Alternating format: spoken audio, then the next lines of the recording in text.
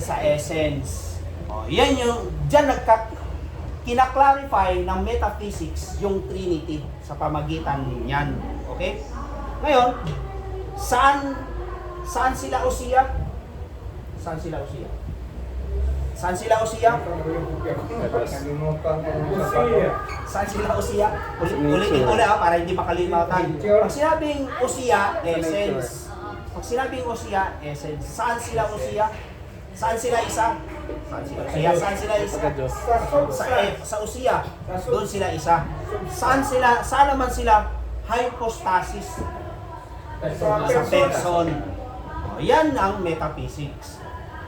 Para magkaroon talaga ng clarification, para hindi ka malito at para yung kausap mo na nanlilito, hindi na rin siya malito at hindi na rin siya manlito. Malalaman niya rin yun. Malalaman niya rin yun. Ano? Nililito ko siya pero ako na ngayon ang nakakaunawa. Para maintindihan mo. Oh. Ano pa ba Hindi, sasabihin sa'yo, kuya. nilalaro ngayon? Oo.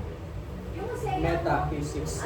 Osia, ang spelling ng Osia, Greek word, Greek terminology, O-U-S-I-A. Ang ibig sabihin niyan, essence. Essence. Sa fundamental belief, no? Ay, malalim na to. Wala na to sa fundamental belief sa pinag-uusapan natin. Wala na to yung Osia. Sa fundamental belief, sa mababasa mo lang, tingnan mo sa ChatGPT bro. Greek Osia. word to. Double S yun? O-S-S-I-A? Hindi.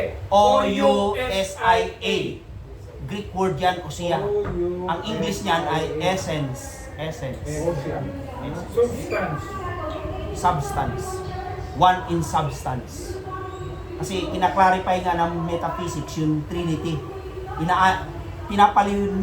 Pinapaliwanag sa atin ng isang metaphysician, tama ba? Metaphysician, ang Trinity, para huwag tayo malito. Kasi may nanlilito sa atin eh. So, ang mangyari ngayon yan, yung nanlilito sa atin, sila ngayon ang naiintindihan nila tayo ngayon. Ay, yan pala yun. Diba? Metaphysics. Diba? Ano sabi ng metaphysics? In Greek, Osia primarily signifies essence. Ayan, no? Essence. Yan. Sinabi ng sa Google, mag-Google ka, sister Eva. I-explain niya rin niya sa'yo. Ano yung Osia? Anong kanina ko pa do?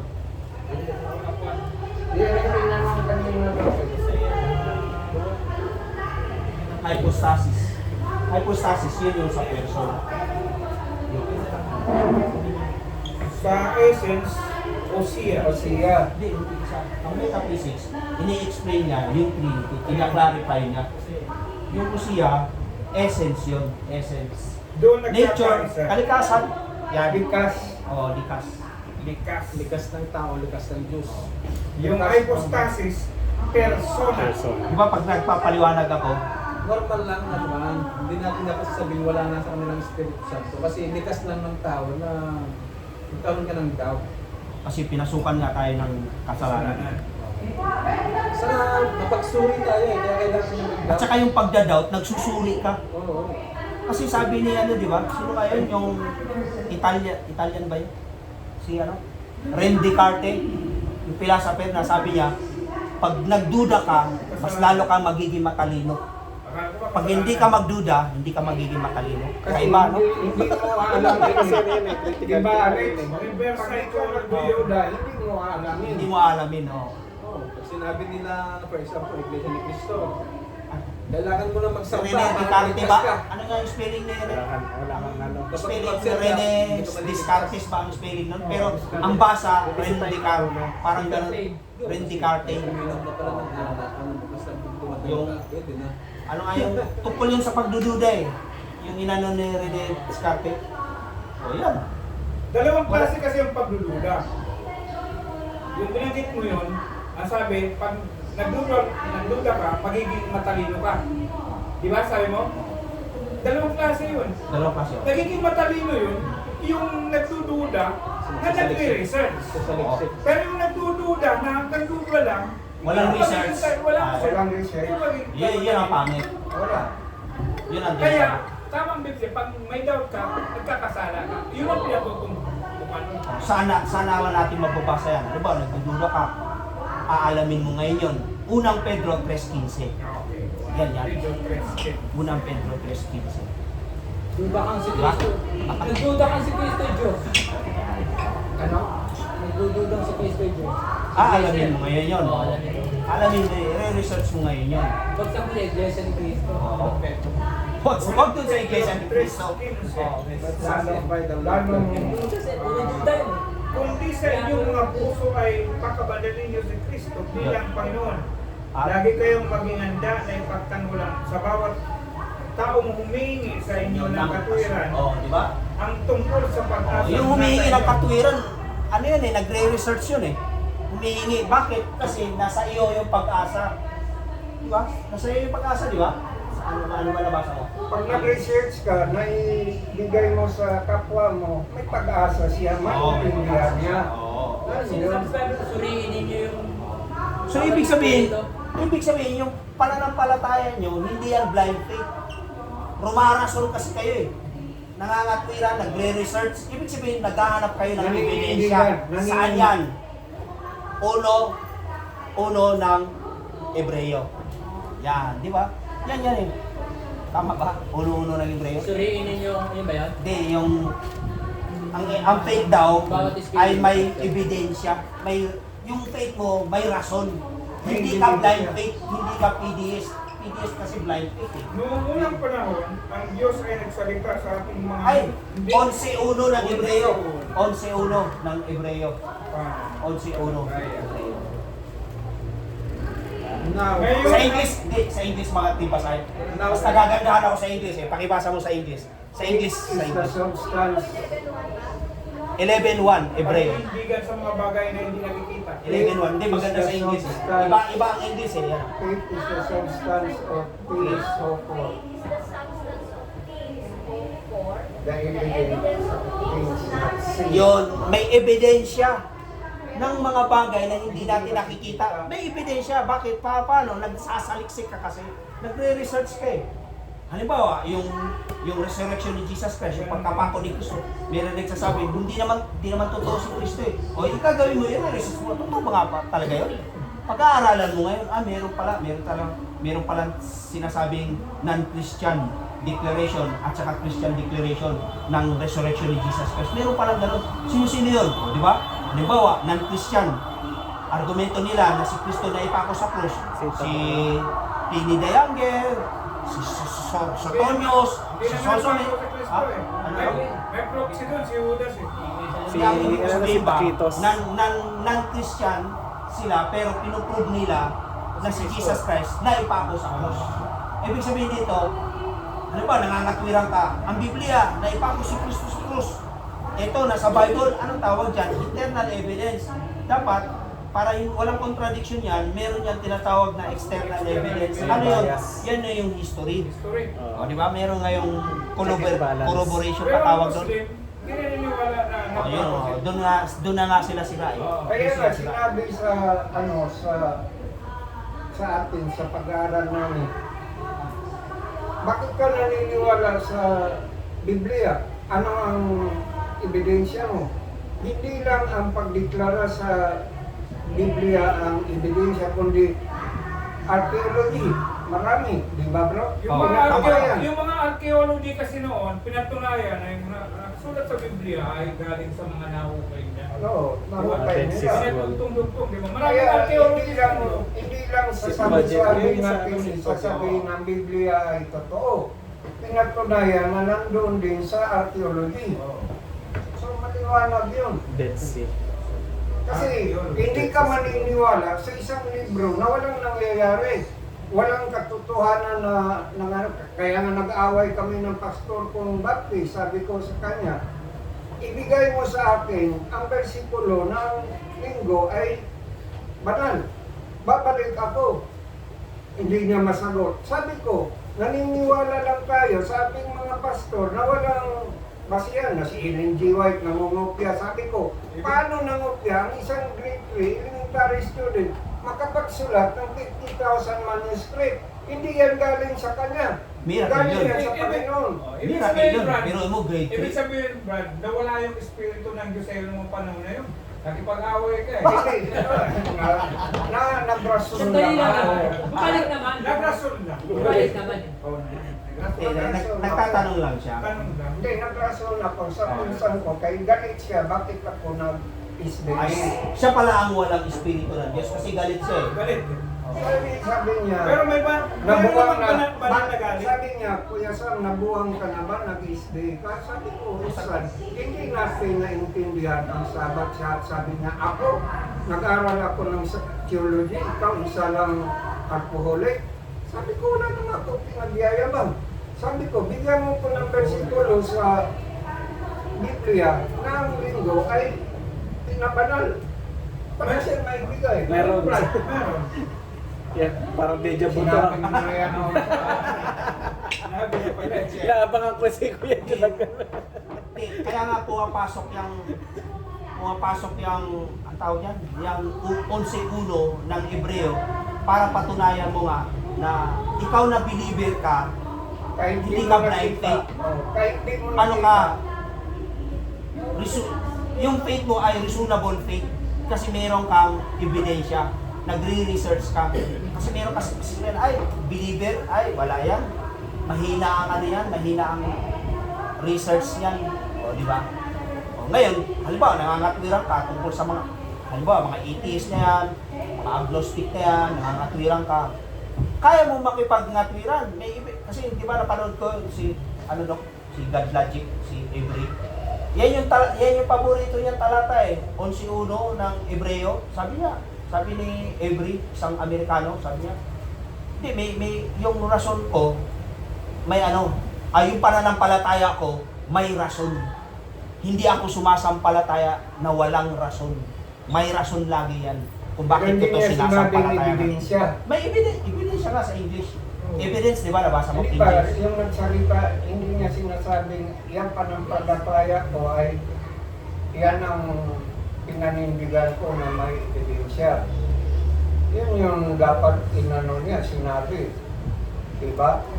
Yung, sabi mo kasi, yung Hebreo 11:1, yun yung pinaka-paborito. Sino yung tao yun? Si Avery. Oh. Ano siya? Debater siya. Anong sinabi niya? Ang sabi niya, pagka dinidebate siya ng mga Muslim, ang sabi niya, ang pananampalataya ko may ebidensya. Ipapakita ko sa mga ebidensya. Kasi Sa yung mga, Biblia. hindi, sa mga historical, yung tinatawag na, ang tawag yan, magko-comparative study. Pag nagko-comparative study, maglalabasan ng ebidensya. Halimbawa, si Jesus Christ, hindi na ipako sa krus. Sabi ng mga Muslim, pero ano ba talaga ang totoo? I-explain niya. Yun. Parang ibig Diba? sabihin, yung paniniwala yun, may basihan. May basihan. Kaya niyang patunayan Oo. based on the mga available documents na Oo. talagang pinatunayan ng mga Oo. May historical, mga historical, saka yung mga Oo. authority pagdating sa ganung bagay. Oo. Kumbaga, Yan may yung may, evidence niya. may papakita ko sa'yo, Ebidensya. ito, pag-aralan mo, parang ganun. Kapag Oo. paras kayong May basihan, Kristiyano, may may pinagbabasihan. basihan ng teksto. Oo.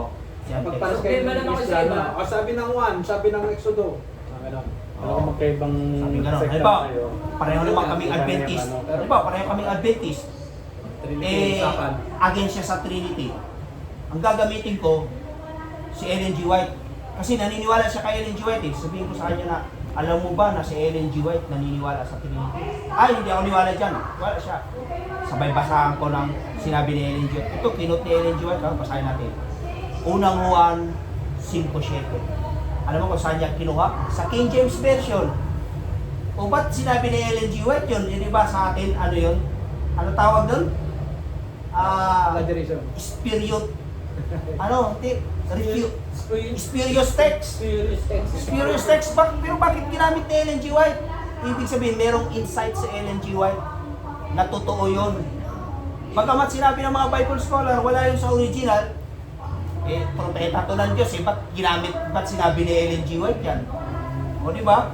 Na sabi doon ay, for there are record in heaven, the Father, the Word, and the Holy Ghost, and these three are one. Trinity yun. First John 5:7. Hindi, wala dyan. Sa King James mo lang mababasa yun. May King James ka dyan. Yun, may King James. Kasi pag hindi King James, hindi, wala yan. Sa King James lang. Eh, ang puntos is, Sa amplify, di ba? Matibay yung... oh, simplified din pala. Oh, simplified. Kaya sa Tagalog niya, 5-7. King James lang yan, mababasa. Let us make... Oh, let us make Manila English. Ay, basta Genesis yun. Hindi, pati yung 1 John 5-7. Kinuha din ng amplified. Amplified Bible. Nabitin eh. Mayroon pala amplifier. Oo, matibay yan. Oh, di ba? May download ng amplifier. Bitin yung Tagalog niya. Hindi, English, huwag Tagalog. English Tagalog nga to. Ay, Pag binasa mo yung sa English. Pero sa ibang English So version there are wala. three witnesses Tinanggal in na heaven. hindi kasi nga, spurious text nga, wala siya sa original. Ang katwiran ng mga Bible scholar, wala yan sa original. Sa amplifier. Pero, Oh. ginamit ni Ellen G. Dahil sa White. mga latest manuscripts na mga Kaya ang paniniwala, ito nga yung pumasok sa isipan ko. Eh dahil sa propeta to ng Diyos, ibig sabihin, binigay sa kanya yan ng Holy Spirit. Pero ang tanong ko Nasa totoo yun. Parang ganito, nagdebate ang mga Bible scholars. Sabi ng mga Bible scholars, si Barnabas ang author ng Hebreo. Sabi naman ng iba, si Clement. Sabi ng iba, si Pablo. Pero pag si Ellen G. White, tanungin mo, si Pablo talaga. Oh, ang maniwala ako ito kasi propeta to ng Hindi, Diyos. anong comment niyo dun sa ano, di ba, o sa mga SDA na non-Trinitarian, whereas nasa writings naman ni Ellen G. White. So anong parang Medyo assessment? nagiging puzzle sa kanila yan. Binibigyan mo siya ng puzzle. Oh. Kasi Nagiging kung, palaisipan sa kanila. Oo nga. kasi di ba kung SDA ka tinanggap mo yung teachings ni Ellen G. Pero Oo. kung hindi ka maniniwala, Di ba tingnan mo dito yung Davidian, ay, di ba, na paano ako Messages. nagalit ako na... Hindi, ang gagawin nga natin doon, Brother Sam, para hindi tutulog-tulog. Tama yung ginawa nito eh. Para hindi tutulog-tulog, bro. Panata mo, hindi natulog. Nga binanatan. Natulog eh. Tanong ko nga kung inilang Diyos, tatlo yung sagot ni Diyos. Kahit tinanong niya, ilan ang Diyos? Patlo. Ito ano daw na ginawa pang sampurado. Sabi niya kasi tatlo eh. Hindi. Ano yun, nalito lang siya doon. Di, inano mo eh, sinalo mo eh. Hindi, nalito lang kasi ayaw mo mapahiya eh. Kaya sabi Kasi ko, para hindi lang mapahiya. nung daw na, naging sampurado pa. Mapapaya naman. Oo, mapapahiya. Kaya alam ko, sinalo mo agad. Eh, siyempre, mathematics na yun eh. Nalito. Godfather, godson, Nalot eh, di ba? Hindi, nag-addition kasi siya eh. Hindi niya alam na may multiplication. One times, equals one. Ngayon, ginagawa ko pagka may iglesia ni Cristo, sasabihan ko sila, hindi, addition lang alam niyo eh. Dapat multiplication din. Di, gusto ko ay insin Ano madibarte mo napatunayan? dito, balang araw na naman. Husband and dito wife ba? become one, sabi niya. Bro, gusto ko kasi magdala ka salitang rito ikan. ng INC para magandang ano. Huwag na, muntik na may mapaaway ni Alex eh. Nagdala ko dito, pinakain pa namin. Alam mo bang kinorner ako sa bayo? Pinakain pa, pagdating sa Luneta, tayo ang kakainin. Oo, Oo nga. nalilisik yung Kaya alam mata. mo ba, nag-Bible study ako sa mayon, kinorner ako, clean-up ako eh. Sabi ko, hindi pwede to. Dapat Alis talaga ako. Hindi, dapat may pang-open sex. Ano yung Maraming pinakamaraming Diyos? in-invite to debated eh. Yung ordinary member ng pinakamaraming Diyos na isang religion. Anong isa? Mormons. Katoliko. Hindu. Mormons. Nag-iisim yan. Mga Hindu. Sa Shepherds. Hindi, Christian. Hindi sa Christian, no? Christian. Victor Hotep yung 144,000 lifesaver. Savior. Akala ko religion sa buong mundo. 144,000 God. Kasi Gods. Gods. Oo. Pero mas marami ang Mormons mo. Literal. Pero mas marami ang Sa Mormons. Davidian yun. Wala nang 44 sa Kasi amin ikaw dyan. magiging Sa Diyos sa din. writings ni Victor Hotep. Ah, Nangyari yan. Wala nang Pero 44. walang tao pa rin. Pero pag Kasi pupuntahan ka mo. Pero mas marami ang magiging katulikuran. Yan yung doctrine ng Mormons. punta ka sa Paitay Laguna pag mahal na araw. Yung isang distrito pa lang yun, ilang libo na yung iniikot mo, may gumagalaw pa nga eh. Diyos-Diyosan eh. Saan? Paitay Laguna. Akay Hindi lang 5,000 ang Diyos nila eh.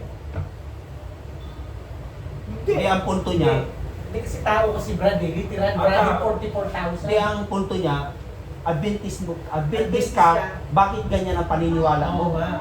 Bakit Adventist ba sila? Adventist! Adventist sila. Galing sila sa loob dito eh. Davidian yung sinasabi niya. Ay, lumabas na Brad eh. Oh, peke na nga yun. Pero nakakalungkot na kasi Nakakalungkot kasi sumisitas ng Ellen G. White. Pero, Ginagamit pero yung nung GY. pinapunta natin, sabi, nalulungkot sila kasi mali yung ano natin. Parang big time, parang tayo binabaliktad eh. Naawa sila sa atin. Naawa pa. Kaya lang mag-usap-usap tayo dito. Tatlo na yung May dinala ka rito. Hindi, yung mga Davidian. Di ba, ay sila. Oh, may tanong. Ito.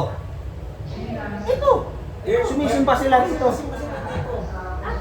Mga board, ano yan, board SDN sila. Board Adventist. Kaya huwag ka mag-isod, sister ha. Kasi baka may makilala kang ganon, inunahan ka na namin. Dalawang Sabado, Inuna. na kinurner namin yung nagdan. Tatlo sila. Wala sila. Wala Hindi, pag tinanong mo sila, nasa yung simbahan mo, ang ituturo niya ito. Ito ang simbahan. Ba't ganun? Kasi Adventist sila eh. Siyempre sabihin, Adventist ako. Yan Pero, ang simbahan ko. Ang bahan Adventist na kayo. Bakit iba ang doktrina Buti ninyo? ba yung SDA, may sarili na simbahan. Ibig sabihin ng Davidian, wala talagang physical Ito nga simbahan. ituturo nila. Kasi dyan Hindi, yung sila mga eh. pinupunta ni, ano, Pumuntahan kasi pag sa umaga, sa Mother Church sila. meron pa rin. Meron yun, meron. Ha? Meron Hindi, yun. sa ano? Yung nga, meron nga yun. Yung Mother Church na yun. Merong literal na simbahan. Oo, dito sila sa Mother Church. Pag sa hapon, sa bahay-bahay sila. Bahay-bahay. Okay. Naikayat ng ibang, may iba-ibang paniniwala. Hindi, pero ayun sila, pero yung original na mga Davidian. Merong church.